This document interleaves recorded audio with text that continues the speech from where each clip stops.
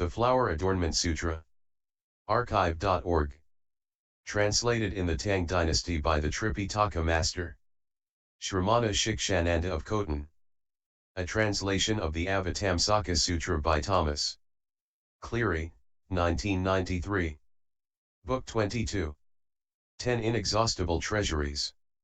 Then the enlightening being forest of virtues also said to the enlightening beings, children to Buddhas, great enlightening beings have 10 kinds of treasury, which have been, will be, and are explained by the Buddhas to past, future, and present. What are the 10?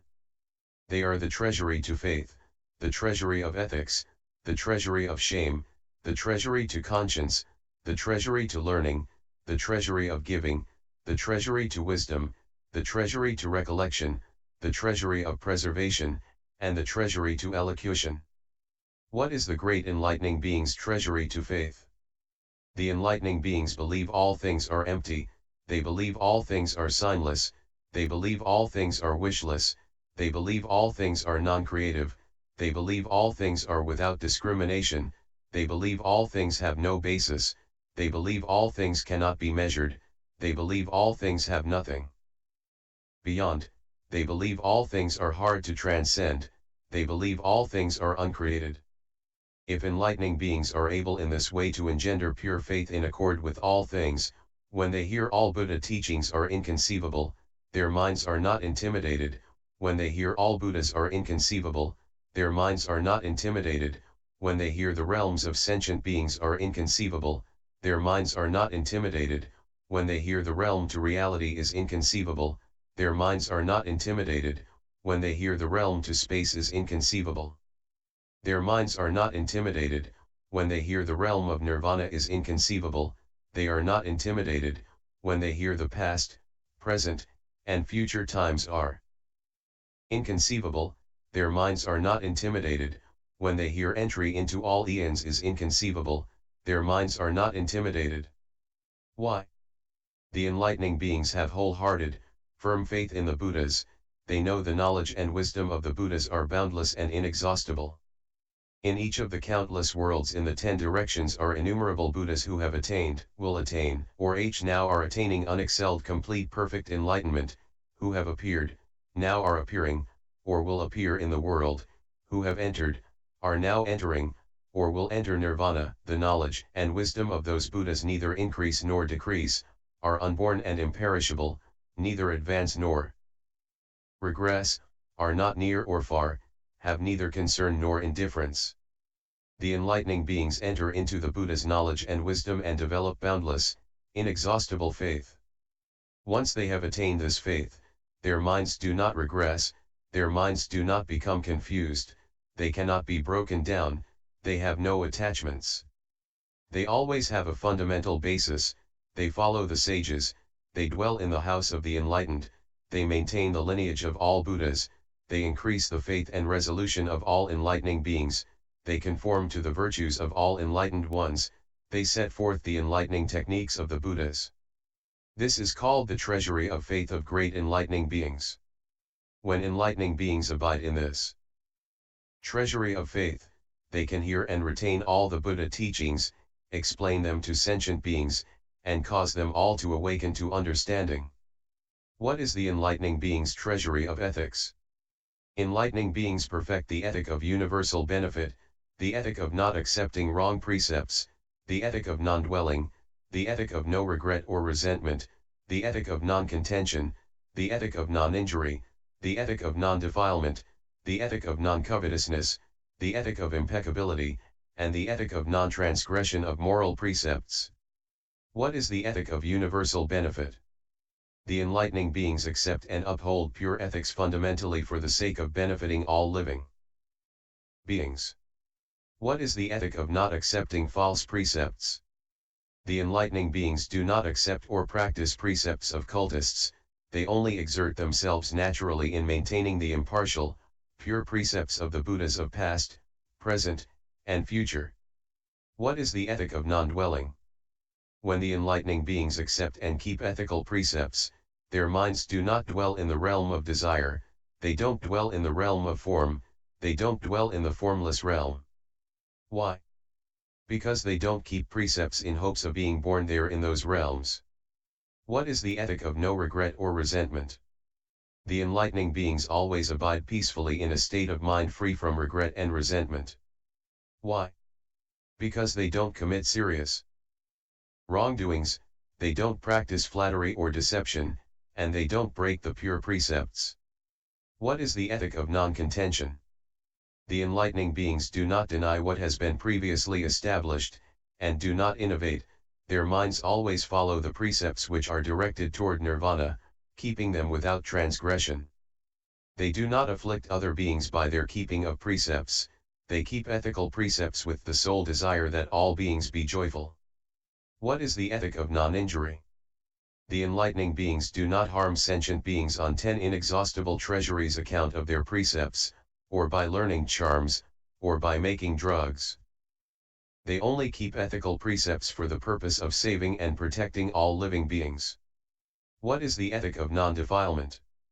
The enlightening beings do not cling to extreme or biased views, they do not keep impure precepts, they only contemplate interdependent origination and keep emancipating precepts. What is the ethic of non-covetousness? The enlightening beings do not display extraordinary signs to make a show of virtue, they only keep ethical precepts for the purpose of fulfilling the way to emancipation. What is the ethic of impeccability? The enlightening beings do not boast of themselves as upholding precepts, and when they see those who break the precepts they do not scorn or shame them.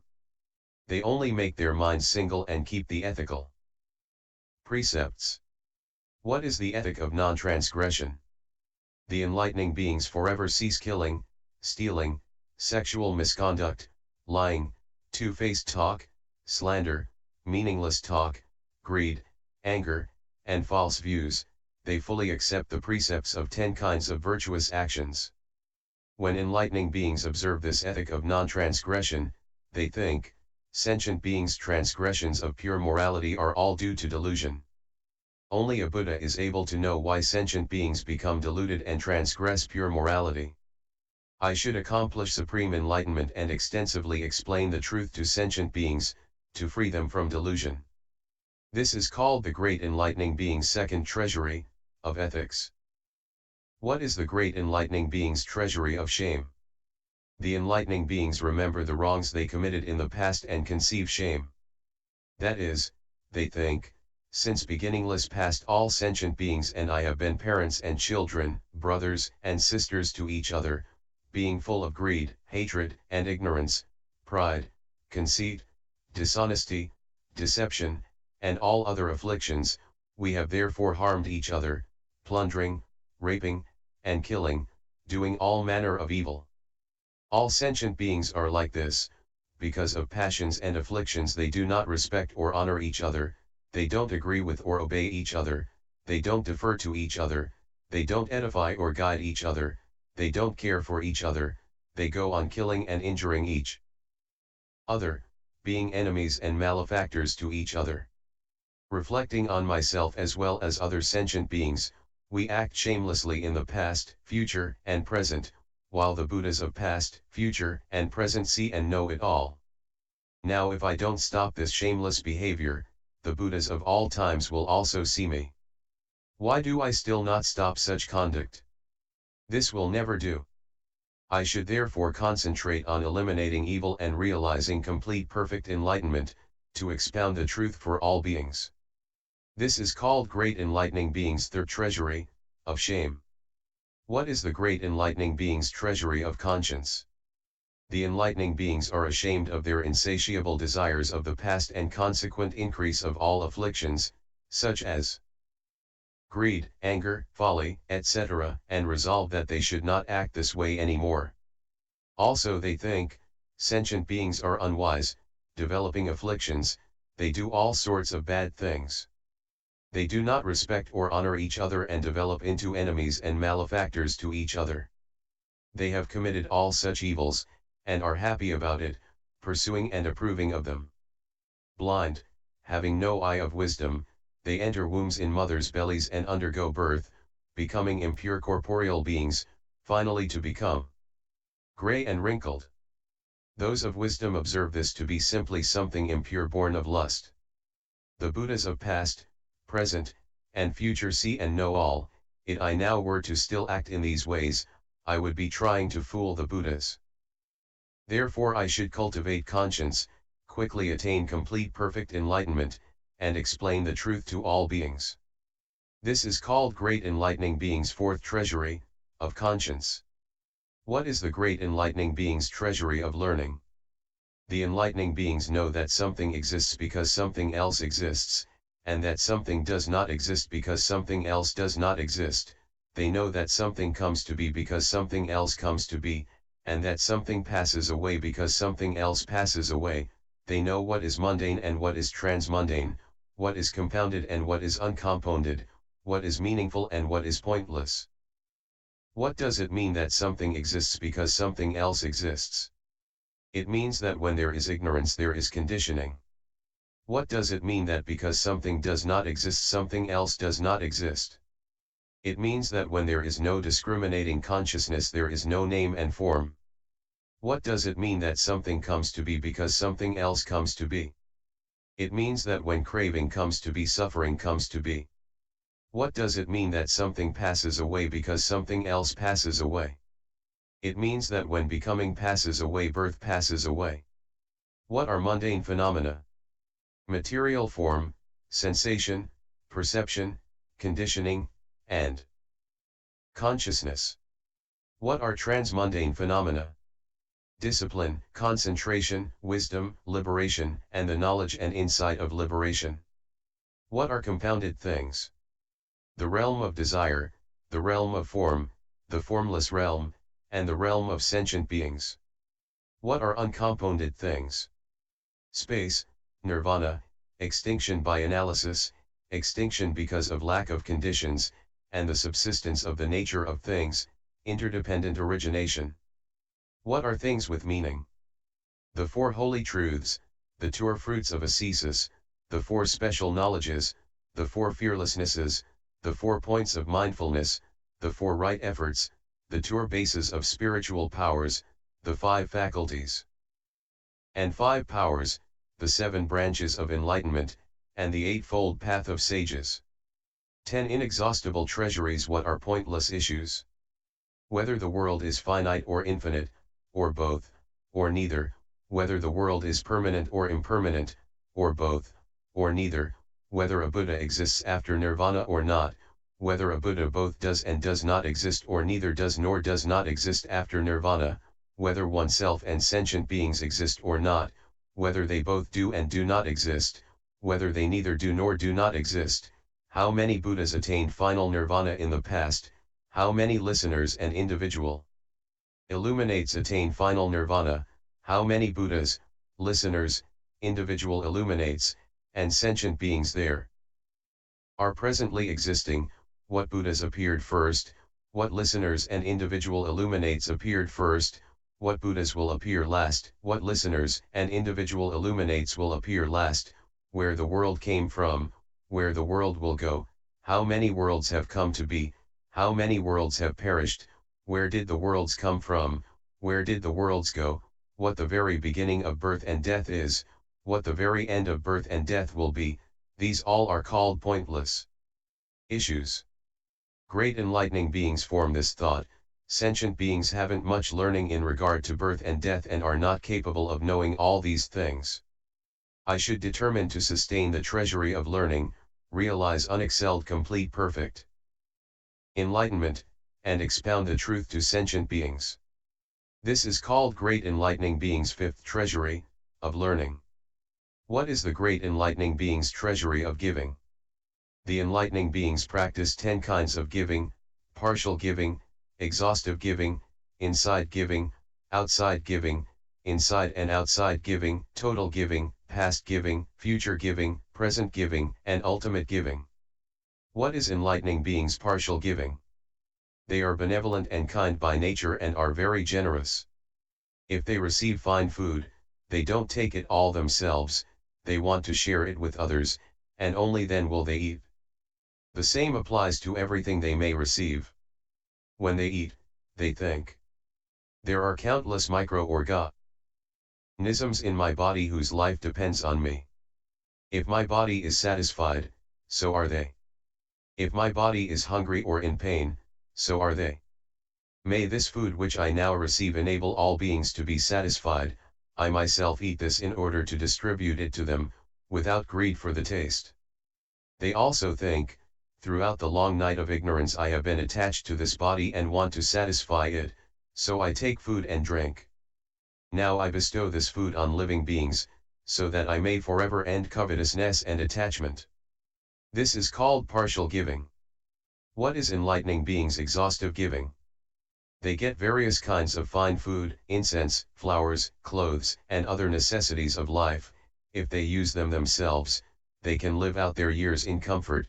If they give them up and pass them on to others, they will suffer want and die. Sometimes there may be people who come and say, "You should give me everything you have."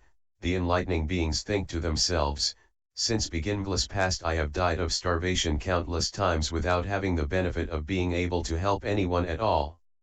Now I shall again give up my life as I have in the past, so I should do it for the sake of helping sentient beings." So they give away all they have, even to the point of ending life. This is called exhaustive giving. What is enlightening beings' inside giving? When the enlightening beings are young, vigorous, and good-looking, adorned with scents, flowers, and clothing, and have just received coronation as universal sovereigns, having all the 7 treasures of universal monarchs, reigning over the 4 quarters, if someone should come and say, "O great sovereign, know that I am old and feeble, seriously ill, alone and helpless, worn out, not far from death. If I were to receive the hands and feet, blood and flesh, head, eyes, bones, and marrow from the king's body, my life would be saved.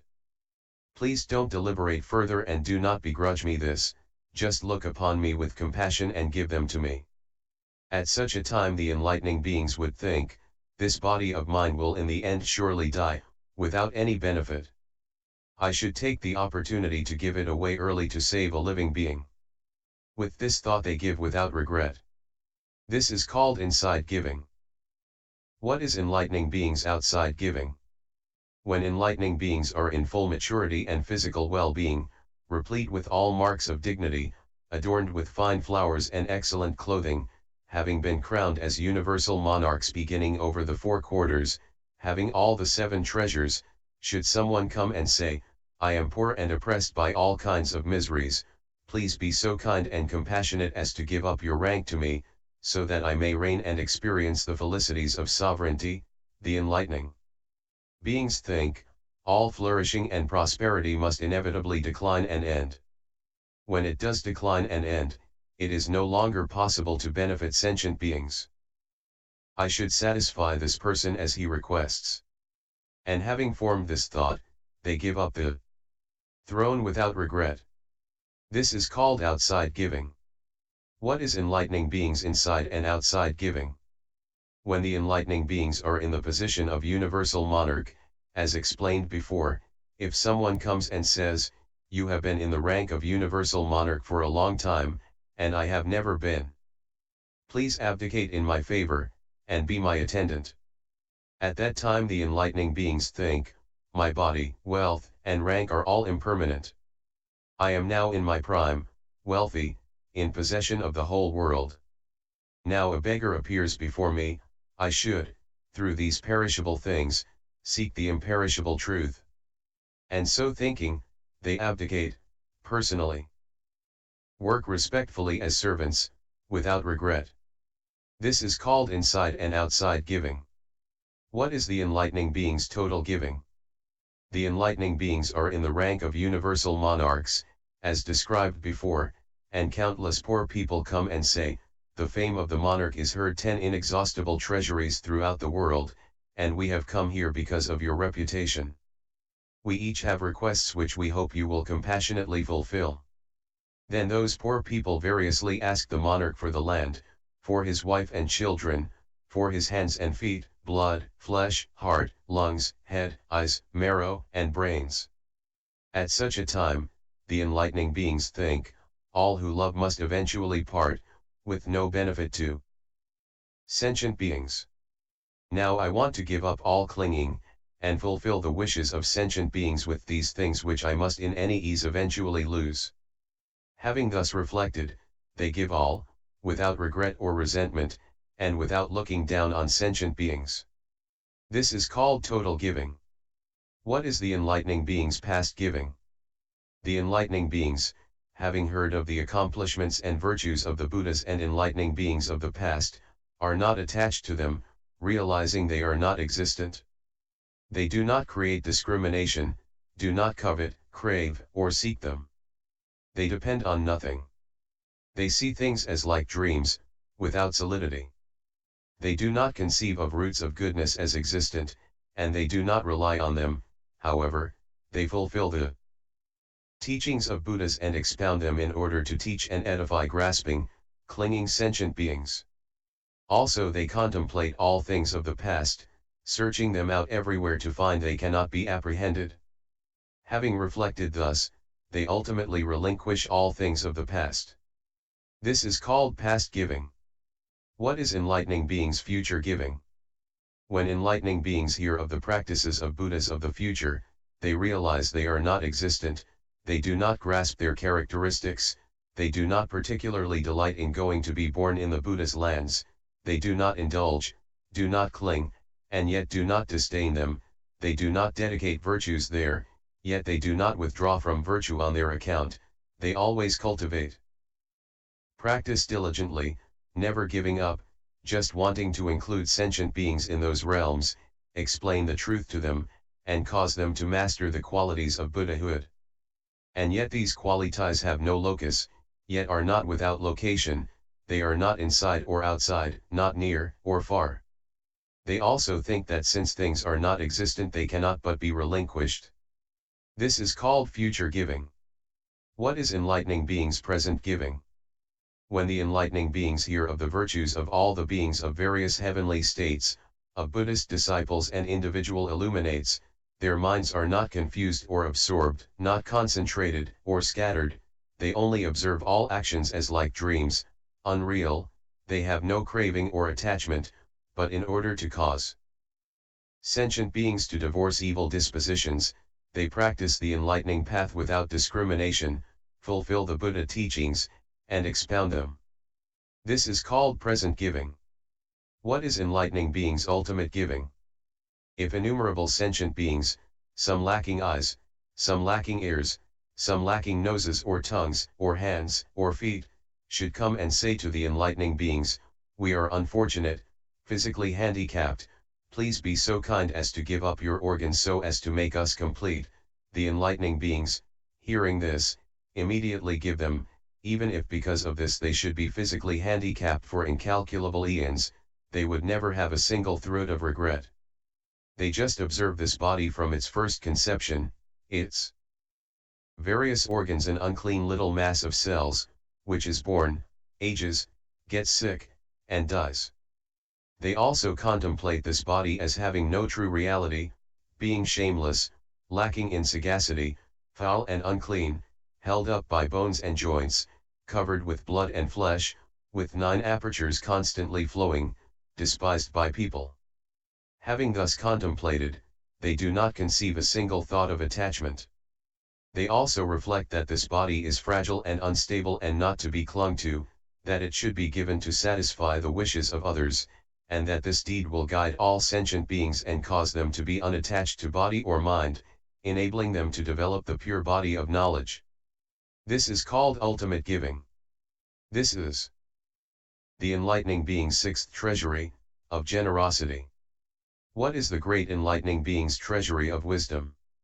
The enlightening beings know form as it really is, know the assemblage of form as it really is, know the extinction of form as it really is, know the path to extinction of form as it really is, they know sensation, perception, conditioning, and consciousness as they really are, know the assemblage of sensation, perception, conditioning, and consciousness as it really is, know the extinction of sensation, perception, conditioning, and consciousness as it really is, and know the path to extinction of sensation, perception, conditioning, and consciousness as it really is.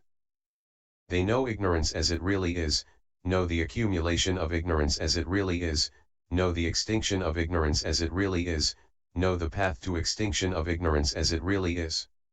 They know craving as it really is, they know the accumulation of craving as it really is, they know the extinction of craving as it really is, they know the path to the extinction of craving as it really is.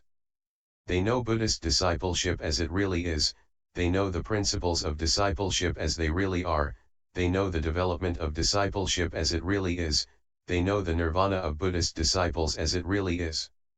They know individual enlightenment as it really is, they know the principles of individual enlightenment as they really are, they know the development of individual enlightenment as it really is, they know the nirvana of individual illuminates as it really is. They know enlightening beings as they really are, they know the principles of enlightening beings as they really are, they know the development of enlightening beings as it really is, they know the nirvana of enlightening beings as it really is. In what way do they know these things? They know that actions resulting from past deeds, productions of causes and conditions, are all unreal and empty, are not self, are not substantial, there is not a single thing that can be established. Wishing to cause sentient beings to know 10 inexhaustible treasuries their true nature, they explain it extensively for them. What do they explain to them? They explain that all things cannot be destroyed. What things cannot be destroyed? Material form cannot be destroyed, sensation, perception, conditioning, and consciousness cannot be destroyed, ignorance cannot be destroyed, the principles of discipleship, self-enlightenment, and universal enlightenment cannot be destroyed. Why? Because all things are uncreated, have no creator, have no explanation and no location, are unborn and unoriginated, not given and not taken, have no motion and no function. Enlightening beings developing such a measureless treasury of wisdom, understand all things by a minimum of devices, spontaneously comprehending them clearly and not depending on another for enlightenment. This inexhaustible treasury of wisdom is said to be inexhaustible because it has 10 kinds of inexhaustibility, because the skills of learned enlightening beings are inexhaustible, because association with wise people is inexhaustible, because appropriate analysis of expressions and meanings is inexhaustible, because entry into the profound realm of reality is inexhaustible, because adornment with uniform knowledge is inexhaustible, because indefatigably accumulating all virtues is inexhaustible, because entering the gates of all concentration formulae is inexhaustible, because ability to distinguish the sounds of languages of all sentient beings is inexhaustible, because the ability to cut off the doubt and confusion of all sentient beings is inexhaustible, because manifesting all spiritual powers of Buddhas for all sentient beings to teach and civilize them and cause them to practice the teaching without interruption is inexhaustible. This is called the Great Enlightening Being's 7th treasury, of wisdom. Those who abide in this treasury attain inexhaustible knowledge and wisdom, and are able to enlighten all sentient beings. What is Great Enlightening Being's inexhaustible treasury of recollection? The enlightening beings cast off ignorance and confusion and attain full mindfulness. They remember 1 lifetime, 2 lifetimes, even 10 lifetimes, 100, 1,000, 100,000, countless hundreds of thousands of lifetimes in the past, their ages of formation, ages of decay, and ages of both formation and decay. And not just one age of formation, not just one age of decay, not just one age of formation and decay, 100 ages, 1,000 ages, 100,000 trillion ages, even up to countless, measureless, boundless, incomparable, uncountable, incalculable, unthinkable, immeasurable, inexplicable, unspeakably unspeakable numbers of Buddha's names. They remember the appearance in the world and forecasting of one Buddha up to an unspeakably unspeakable number of Buddhas.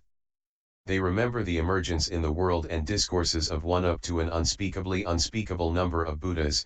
As they remember the discourses, so also they remember the recapitulative verses, predictions, poems, stories, extemporaneous expositions, tales of past events, tales of past lives, extensive and universal teachings, miracles, metaphors, and analytic philosophy of the Buddhas. They remember one assembly, up to an unspeakably unspeakable number of assemblies. They remember the exposition of one teaching, up to an unspeakably unspeakable number of teachings. They remember the various natures of one faculty, up the various natures of an unspeakably unspeakable number of faculties. They remember the innumerable various natures of one up to an unspeakably unspeakable number of faculties. They remember the various natures of one affliction, up to the various natures of an unspeakably unspeakable number of afflictions. They remember the various natures of one up to an unspeakably unspeakable number of afflictions. This recollection is often kind, dispassionate, serene recollection, pure, clear recollection, unmuddled recollection, thoroughly lucid recollection, recollection apart from defilement, recollection apart from various defilements, untainted recollection, radiant recollection, pleasant recollection, unhindered recollection. When enlightening beings dwell in this recollection, no one from any world can disturb them, no different philosophies or arguments can change or move them.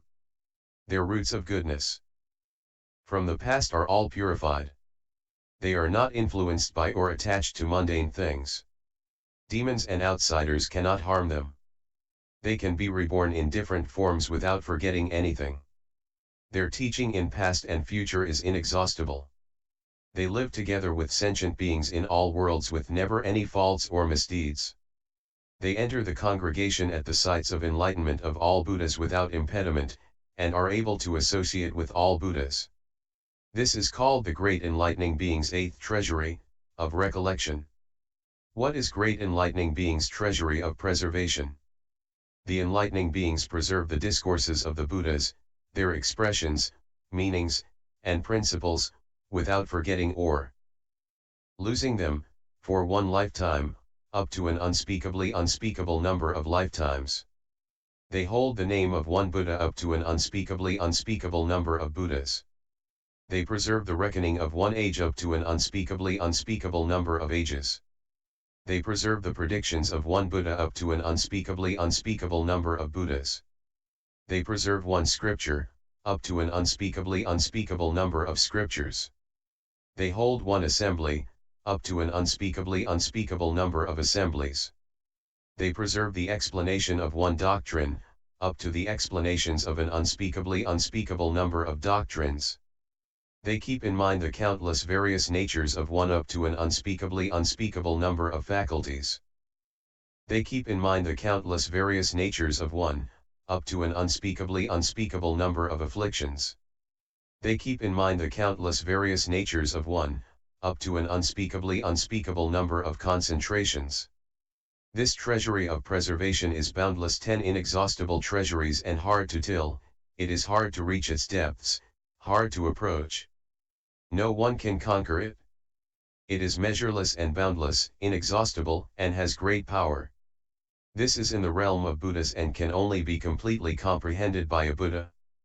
This is called the Great Enlightening Being's ninth treasury, of preservation. What is Great Enlightening Being's treasury of elocution? The enlightening beings have profound knowledge and wisdom and know reality. They extensively explain all things for sentient beings without contradicting the scriptures of all the Buddhas. They explain one doctrine, up to an unspeakably unspeakable number of doctrines. They explain one Buddha name, up to an unspeakably unspeakable number of Buddha names. In this way they explain one world, one Buddha's predictions, one scripture, one assembly, one teaching, countless various natures of one faculty, countless various natures of one affliction, countless various natures of one concentration, up to an unspeakably unspeakable number of all of these. They may speak for a day, for a fortnight, for a month, for a century, for a millennium, 100 millennia, an eon, 100 eons, 1,000 eons, 100,000 eons, 100,000 billion trillion eons, or for countless, innumerable eons, up to unspeakably unspeakable numbers of eons. The number of eons might be exhausted, but the meanings and principles in a single sentence or phrase can hardly be exhausted. Why? Because the enlightening beings have developed these 10 inexhaustible treasuries, and can comprehend all things, the method of concentration formulae is obvious to them, containing incalculable millions of concentration spells. Once they have attained mental command of this concentration formula, they can extensively explain things to sentient beings by the light of truth. When they preach, with a universal tongue they produce marvelous sounds which fill all worlds in the 10 directions, satisfying all according to their faculties and natures, so that their minds are happy and freed from the entangling taints of all afflictions. The intellectual and interpretative powers of the enlightening beings, able to enter into all linguistic expression, spoken and written, causes all sentient beings to continue the lineage of Buddhas. Their purity of mind is continuous, and they expound the truth endlessly by the light of the teaching, without becoming weary. Why? Because these enlightening beings have developed boundless bodies as extensive as space, pervading the cosmos. This is called the enlightening being's 10th treasury, of elocution. This treasury is inexhaustible, unbroken, uninterrupted, unchanging, unhindered, never receding. It is extremely deep, and indeed bottomless. It is hard to enter. It goes into the doors of all the Buddha teachings. These 10 inexhaustible treasuries have 10 kinds of inexhaustibility which enable enlightening beings to ultimately achieve unexcelled enlightenment. What are they? They benefit all sentient beings, they skillfully dedicate their original vows, they have no end throughout all time, throughout the realm of space all become enlightened, their minds unbounded, their dedication involves striving but they are not attached, the phenomena in the realm of an instant of thought are infinite, the mind of great vows never changes, they skillfully take in all concentration formulae, they are guarded by all the Buddhas, they comprehend all things are like phantoms. These are the 10 inexhaustible things which can enable deeds in all worlds to attain the ultimate inexhaustible great treasuries. End chapter.